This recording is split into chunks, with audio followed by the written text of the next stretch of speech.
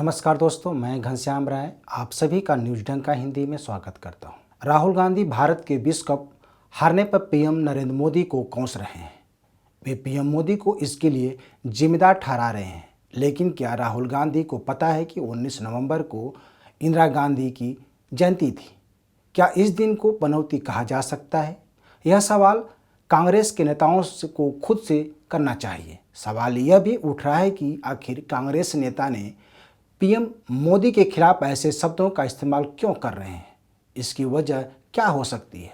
क्योंकि बीजेपी को ऐसे शब्दों को भुनाने में महारत हासिल है। बावजूद इसके राहुल गांधी ने ऐसा बयान क्यों दिया? क्या कांग्रेस 5 राज्यों में चुनाव हार रही है, इसलिए झल्लाहट में कांग्रेस नेता पीएम मोदी के खिलाफ आपत्तिजनक शब्दों का इस्तेमाल कर रहे हैं?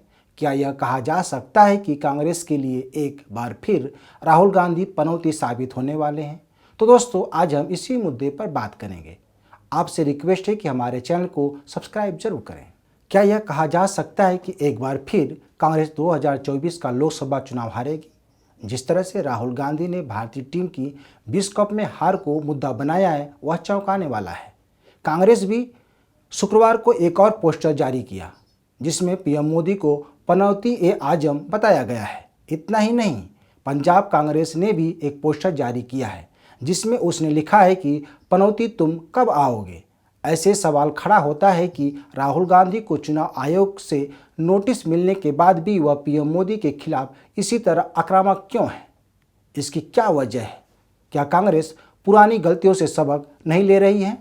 ऐसा लगता है कि राहुल गांधी को मध्य प्रदेश, राजस्थान, छत्तीसगढ़, तेलंगाना और मिजोरम के विधानसभा चुनाव में हार का डर सता रहा है। इसी वजह से वे ऐसा बयान दे रहे हैं। 5 राज्यों का नतीजा आने से पहले जिस तरह से राहुल गांधी निराशाजनक बात कर रहे हैं, उससे तो यही लग रहा है कि कांग्रेस नेता ने इन राज्यों के नतीजे आने से पहले ही हार मान चुके हैं। राहुल गांधी का पीएम मोदी को पनौती कहना संयोग नहीं हो सकता है, तो क्या इसे प्रयोग कहा जा सकता है? अगर कांग्रेस का यह प्रयोग है तो मानकर चल रही है कि उसका अनुमान है कि वह 5 राज्यों में जीत रही है, या यह भी हो सकता है कि ऐसा शब्द निराशा में बोला गया हो, जिसका मतलब है कि 5 राज्यों में आने वाला चुनावी परिणाम कांग्रेस के पक्ष में नहीं होगा, उनके खिलाफ होगा। शायद इसी बात की खींच राहुल गांधी को ऐसा बोलने पर मजबूर किया है। क्या राहुल गांधी को ऐसा शब्द बोलना शोभा देता है? क्या अभी भी राहुल गांधी में परिपक्वता नहीं आई है? कांग्रेस ऐसी पार्टी थी जो भगवान राम को नहीं मानती थी, लेकिन आज वह किसी के आने जाने पर पनौती में विश्वास करती है। इतना ही नहीं, कोरोना काल में जब पीएम मोदी ने लोगों से थाली पीटने की अपील की थी, तब भी कांग्रेस ने पीएम मोदी का मजाक उड़ाया था और इसे अंधविश्वास बताया था। अब सवाल यह है कि क्या पीएम मोदी के आने से टीम इंडिया हार गई? तो क्या वे नहीं आते तो जीत जाती? अगर ऐसा था तो फिर खिलाड़ियों को अपना पसीना बहाने की क्या जरूरत थी? बीसीसीआई को कह देना चाहिए था कि आप मत आइए, टीम इंडिया बिना खेले ही जीत जाएगी। पनौती शब्द पीएम मोदी से ज़्यादा राहुल गांधी पर सूट करता है। जब से राहुल गांधी पार्टी में सक्रिय हुए, तब से कांग्रेस की नैया डूबती जा रही है। पनौती पॉलिटिक्स का सबसे बड़ा उदाहरण खुद राहुल गांधी हैं। वह बखूबी जानते हैं कि आज कांग्रेस का देश में क्या हश्र है। बावजूद इसके राहुल गांधी का पीएम मोदी के लिए अपशब्द कहना उनके और उनकी पार्टी के लिए सही नहीं है। आगामी लोकसभा चुनाव में इसी पनौती पॉलिटिक्स में कांग्रेस को 2-4 होना पड़ेगा, जो माना जा रहा है कि पार्टी के खिलाफ जा सकता है। पिछले 2 लोकसभा चुनाव में देखा जा चुका है कि किस तरह से पीएम मोदी के खिलाफ की गई बयानबाजी कांग्रेस के खिलाफ गई।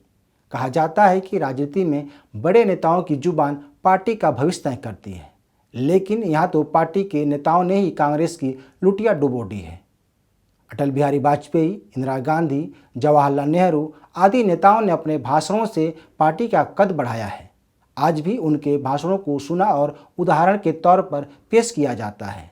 बहरहाल, राजनीति में भाषण और बोली का बहुत महत्व है। इस बात को पीएम नरेंद्र मोदी अच्छी तरह से समझते और जानते हैं। पीएम मोदी अक्सर अपना भाषण स्थानीय बोली में शुरू करते हैं। वे अपनी बोली से स्थानीय लोगों के दिल में उतरते हैं, उन्हें अपने से जोड़ते हैं। उनकी बातों में अपनत्व होता है, समझाइश होती है। पर राहुल गांधी ऐसा नहीं कर पाते हैं। वे अपनी बात को दुभाषिये के जरिए स्थानीय जनता तक पहुंचाते हैं और जब पनौती शब्द से राजनीति करते हैं तो दाव उल्टा पड़ता नजर आता है। कांग्रेस नेता मणिशंकर अय्यर, कपिल सिब्बल और दिग्विजय सिंह जैसे नेताओं की बदजुबानी का अंजाम कांग्रेस भुगत चुकी है। पीएम मोदी को मौत का सौदागर, नीच, चाय वाला, चौकीदार चोर है जैसे शब्दों से नवाजा जा चुका है। इसका असर बीजेपी या नरेंद्र मोदी पर नहीं पड़ा है, लेकिन कांग्रेस को इसका बड़ा खामियाजा भुगतना पड़ा है। इन्हीं शब्दों को बीजेपी अपना चुनावी कैंपेन में शामिल कर कांग्रेस को मुश्किलें खड़ी करती रही है। 2014 और 19 का लोकसभा चुनाव इसका उदाहरण है। तो क्या 2024 के लोकसभा चुनाव की दशा और दिशा राहुल गांधी ने तय कर दी है? क्या इस चुनाव में भी पनौती शब्द कांग्रेस पर भारी पड़ेगा? यह तो आने वाला समय ही बताएगा। अभी इस शब्द पर राजनीति गलियारा गर्म है। तो दोस्तों, आपका इस बारे में क्या विचार है, हमें ज़रूर बताएं। इस वीडियो को शेयर, लाइक और कमेंट जरूर करें। हमारे YouTube चैनल को सब्सक्राइब करना न भूलें। धन्यवाद।